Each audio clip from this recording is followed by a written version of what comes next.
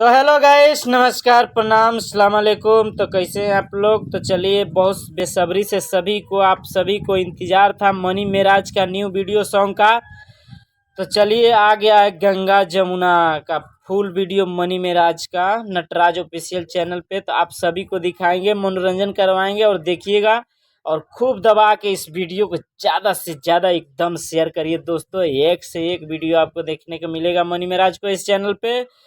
तो चलिए, वीडियो को पूरा देखिएगा दोस्तों, अनदेखा मत करिएगा प्लीज़। बहुत आप लोग अनदेखा करके निकल जाते हैं। तो वीडियो को लाइक कमेंट करिए और चैनल को सब्सक्राइब करना मत भूलिएगा दोस्तों। तो चलिए, दिखाते हैं गंगा जमुना का एक झलक आपको मनी मेराज का। तो चलिए, बने रहिए हमारे वीडियो को अंत तक। तो चलिए स्टार्ट करते हैं। देखिएगा गंगा जमुना का एक टेलर, देखिए कितना मस्त शूटिंग हुआ है।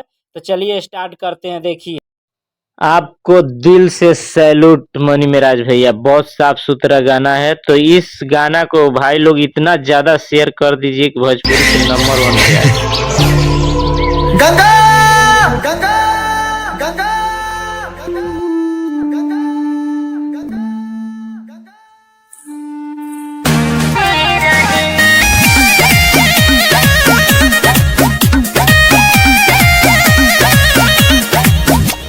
तो अपना पाजरा में हमारा के आड़े देबू का, एगो बात बताई तो बतावे देबू का, लाइल बानी से नूरा लगावे देबू का, जवनिया के जतरा बनावे देबू का, यारवा के डुबकी लगावे देबू का।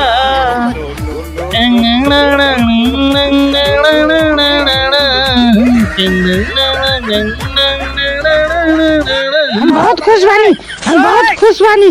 जय हो सरस्वती माता, जय हो सरस्वती माता, जय हो सरस्वती माता। एगो खेल को दी हो, दिल तोड़े वाला लड़की सन के परीक्षा में फेल को दी हो।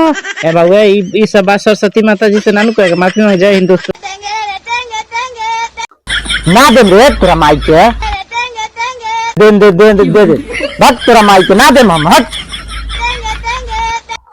अरे हम ना दे रे, वही मेरा चीज सारवाई देन दे कोई लेबा ते दे ना बांचो तोर बार के खड़े ए सरवना रो।